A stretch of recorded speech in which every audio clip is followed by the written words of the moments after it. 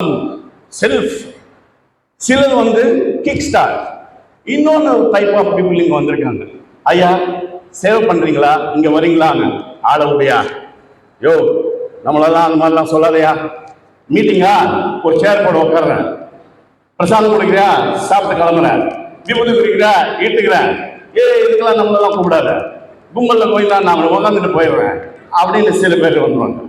ஆனால் நம்ம ஐயா நான் போயிட்டு வரேன்னா அவர் சும்மா வர மாட்டார். ஒரு சின்ன ஞாபகம் இருக்கு, ஒரு சின்ன வெரி இன்ட்ரெஸ்டிங் சிச்சுவேஷன். இது குடும்பத்தில் ஒரு ஆள் ஒரு சேவதல் மாதிரி கொடுத்தா சென்ட்ரஸ் பீப்புள் ஒத்துப்பாங்களா, அவ்வளோ பணம் என்கிட்ட இல்லை அப்படின்னு அவர் சொன்னார். ஏன்பா என்னாச்சு? வார கணக்கில் பார்த்துட்டே வந்தேன்.